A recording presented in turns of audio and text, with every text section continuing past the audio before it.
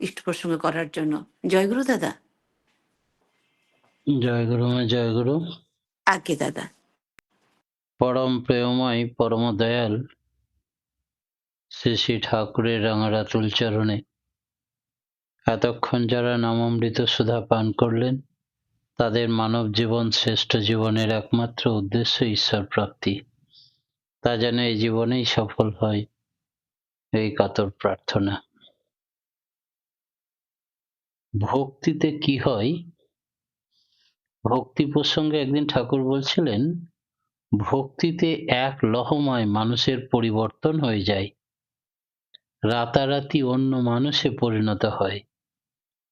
কেমন করে কোন সময় হয় তা বলা যায় না। তখন ইষ্টই হন একমাত্র স্বার্থ, তাছাড়া আলাদা কোনো স্বার্থ থাকে না। তার স্বার্থ ক্ষতিগ্রস্ত হয়, তিনি অখুশি হন, এমন কোনো কাজ সে আর করতে পারে না।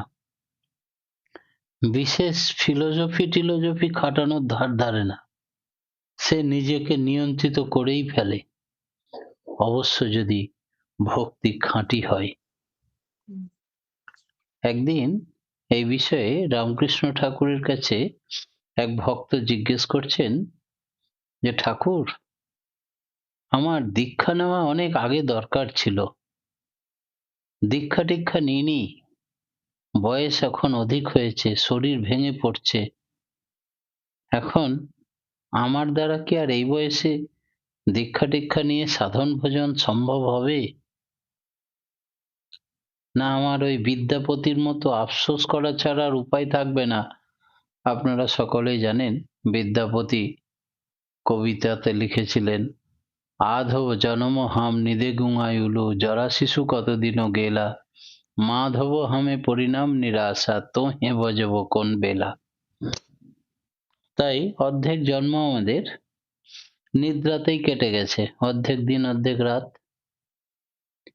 আর বাকি জন্মের অর্ধেকটা জরা শিশু অজ্ঞান অবস্থায় কেটেছে।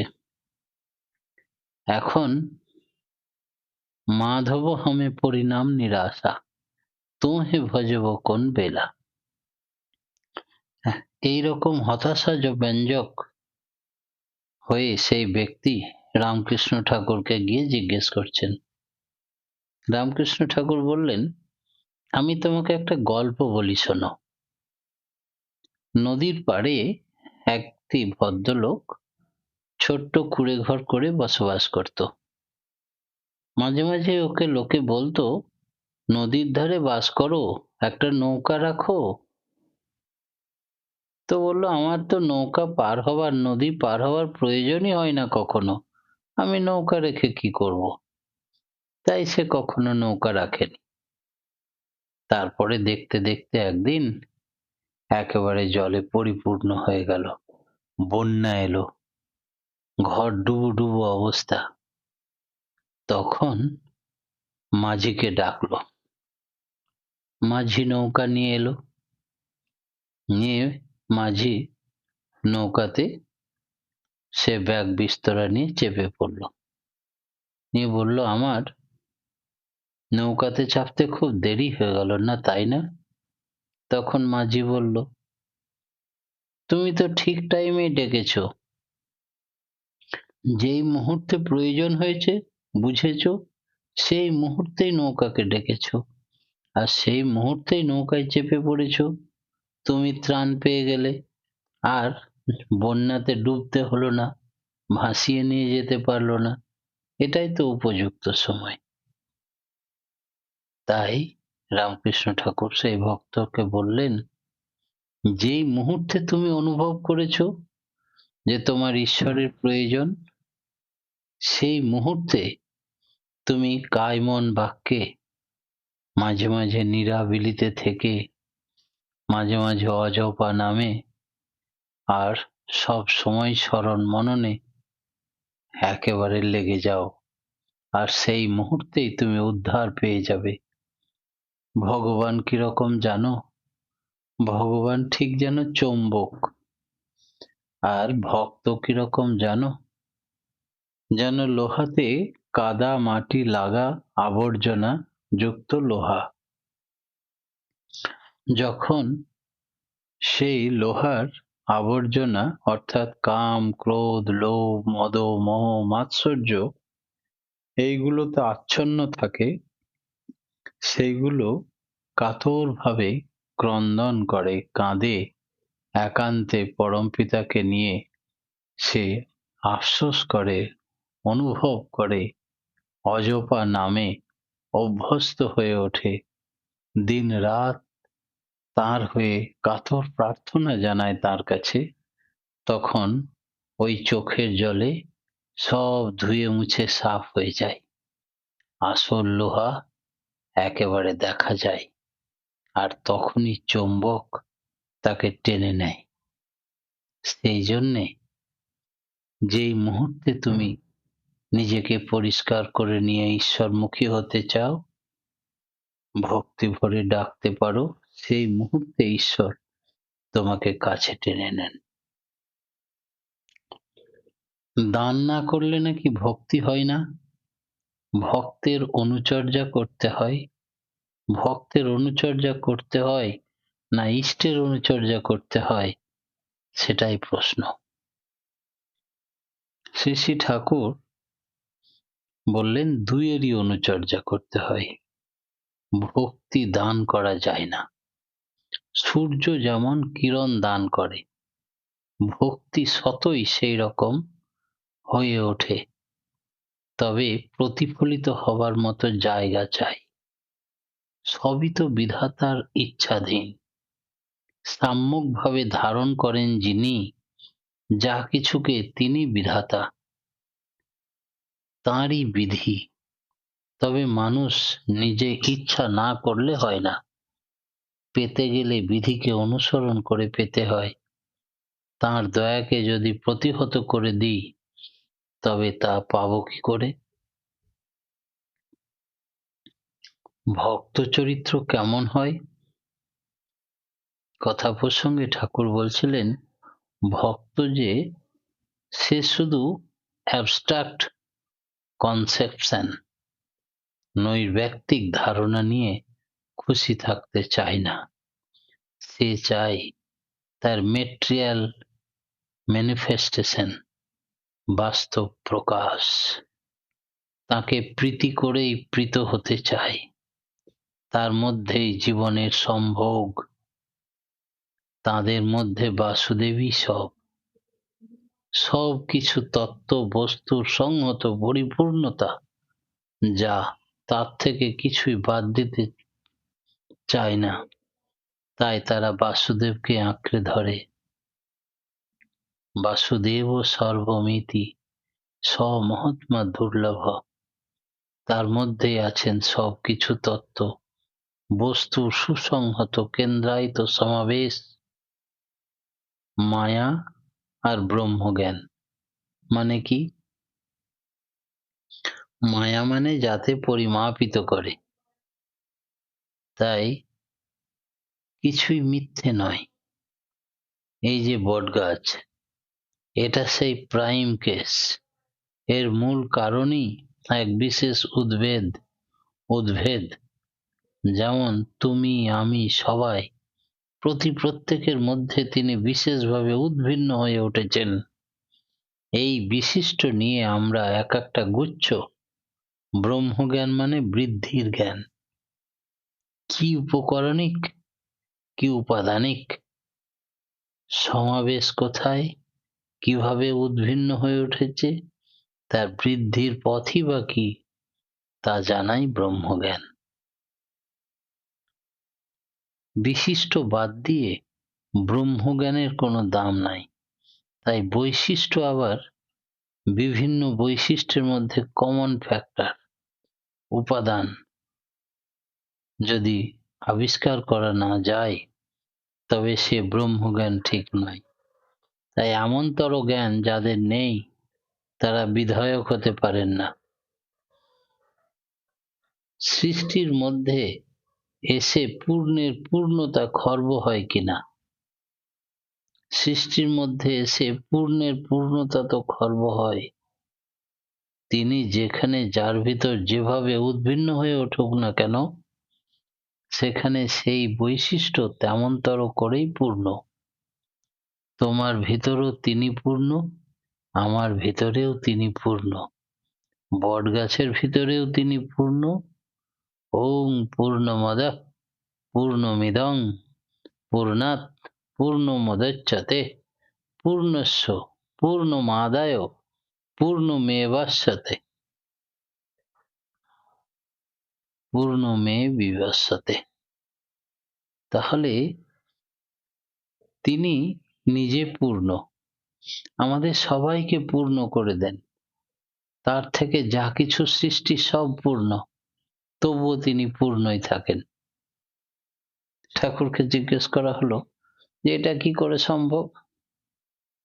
যদি এক গ্লাস পূর্ণ জল থাকে, সেখান থেকে আমরা নিয়ে নিই আর একটু ছোট পাত্রে সেটাকে পূর্ণ করি, একাধিক পাত্রকে পূর্ণ করি, তবে আর পূর্ণ গ্লাসের জলটা পূর্ণ থাকবে? সে তো কমে যাবে। ঠাকুর বললেন, না, তোমাদের বুঝতে একটু ভুল হচ্ছে। যেমন বাবার 5টা ছেলে, 5টাই পূর্ণ, একেবারে বাবার শিক্ষায় দীক্ষায় চাল চলনে আচরণে সংস্কারে চেহারায় ব্যবহারে বাবার মতোই হয়েছে, কিন্তু বাবাও পূর্ণই আছেন সেই রকম। তার মানে তোমার যা কিছু প্রবৃত্তির ধর্মকে ত্যাগ করে আমার পথে চলো, শরণাং ব্রজ মানে রক্ষা করে চলা, মামেকং শরণাং ব্রজ, আমাকে রক্ষা করে চলো, অহং তাং সর্ব পাপেভ্যো মোক্ষস্বামী মা শুচ, আমি তোমাকে সমস্ত পাপ থেকে মুক্তি দেব। আমার স্বার্থ যেন কোনো কারণেই অবহেলিত না হয়। কোনো প্রয়োজনে আমাকে যদি ত্যাগ করো, তাহলে সুকেন্দ্রিক হতে পারবে না, তোমার প্রবৃত্তিগুলি নিয়ন্ত্রিত হবে না, তুমি প্রজ্ঞার অধিকারী হতে পারবে না। তাই সব সময় লক্ষ্য রাখবে যাতে তোমার সবকিছুই আমাতে সার্থক হয়ে ওঠে। আমার স্বার্থকে কিছুতেই পরিত্যাগ করো না, অতিক্রম না করে এমনভাবে যদি চলো, তবে তুমি সমস্ত পাপ থেকে রক্ষা পাবে। সর্বধর্মান পরিত্যাজ্যং মামেকং শরণাং ব্রজ, অহং তাং সর্ব পাপেভ্যো মোক্ষস্বামী মা শুচ। সদ্গুরুর দয়া কখন হয়? শ্রী ঠাকুর বললেন, আমার সদ্গুরুকে পেতে এবং তার সঙ্গ করতে খুব ইচ্ছা করে। ভালো কথা, তার দয়া না হলে তো হবে না। তোর সন্ধানই তার দয়া সংগ্রহ করে নেবে। তাই যার যেমন ভাব তার তেমন লাভ, যার যেমন চাওয়া তার তেমন পাওয়া। প্রকৃতিকে বলা হয় কল্পতরু, তিনি সবাইকে সব দেওয়ার জন্যই। আর সদ্গুরু হচ্ছেন বাঞ্ছা কল্পতরু, ভক্ত বাঞ্ছা কল্পতরু। ভক্তের ইচ্ছা অনুযায়ী তার ইচ্ছা পূরণ করাই হচ্ছে সদ্গুরুর কাজ।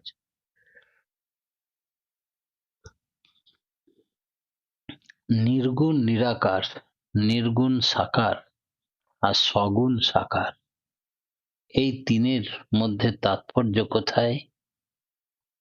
নির্গুণ নিরাকার, নির্গুণ সাকার আর সগুণ সাকার, এই সগুণের মধ্যেই নির্গুণ থাকে, আর নির্গুণের পরিণতি সগুণ ও সাকার। তাই গীতায় আছে, অবজানন্তি মাং মূঢ়া মনুসিং তনুমাশ্রিতম পরং ভজ ভাবমজানস্ত মম ভূত মহেশ্বর। ব্রহ্মজ্ঞানের উপযোগিতা কি? ব্রহ্মজ্ঞান লাভ হয়। বিশ্লেষণাত্মক ও সংশ্লেষণাত্মকভাবে কমন ফ্যাক্টরগুলোকেও আমাদের চয়েস করে নিতে হয়। আর এই চুজ করাটাই বের করার ভিতর দিয়ে ব্রহ্মজ্ঞ, যে সে সব কিছুর মেকানিজমটা বোঝে, তাই তার আধিপত্য আসে। তখন সে চিকর্ষু লোক সংগ্রহম হয়ে কাজ করে। তখন আমিটা ভূমায়িত হয়ে যায়, সকলের স্বার্থটা নিজের স্বার্থ হয়ে ওঠে। এই জ্ঞান লাভ হলে মানুষ তখন নিজেকে নিয়ে বিব্রত থাকে না। সে তখন বৃহত্তর পরিবেশকে সুস্থ স্বাস্থ্য জ্ঞানময় করে তোলার ধান্দা নিয়ে চলে। সে প্রবৃত্তি এবং অজ্ঞানতার অধীন থাকে না। এই অবস্থায় মানুষের আর ভাবনা কি? আর এই জানার পথ হলো তার শরণাপন্ন হওয়া। তাই ভগবান শ্রীকৃষ্ণ বলেছেন, সর্বধর্মান পরিত্যাজ্যং মামেকং শরণং ভজ। মানুষের মন তিন রকম। শুধু নিজের জন্য ভাবে যখন, পিণ্ডি মন বা সংকীর্ণ মন। যখন সদ্গুরুর দীক্ষা নেয়, সাধন ভজন শুরু করে, তখন সে বৃহৎ মন বা ব্রাহ্মী মনে প্রবেশ করে, সকলের কল্যাণের কথা ভাবে। তখন আর মন্দিরে গিয়ে শুধু আমার ছেলে স্ত্রী পুত্র পরিবারকে ভালো রেখো ঠাকুর এ কথা বলে না, বলে তোমার সৃষ্টি সকল সন্তানদের কল্যাণ করো, মঙ্গল করো। তারপরে নির্মল চৈতন্য রাজ্যের মন এ প্রবেশ করে, সাধনার আরো উচ্চ স্তর। সেখানে তখন বলে, ঠাকুর তোমার ইচ্ছাই পূর্ণ হোক, তুমি যা ভালো মনে করো তাই করো, আমার কোনো ইচ্ছা নেই। এই হচ্ছে নির্মল চৈতন্য রাজ্যের মন। সাধনার স্তর ভেদে মনেরও স্তরের পরিবর্তন হয়, তেমনি মানব শরীরেরও পরিবর্তন হয়।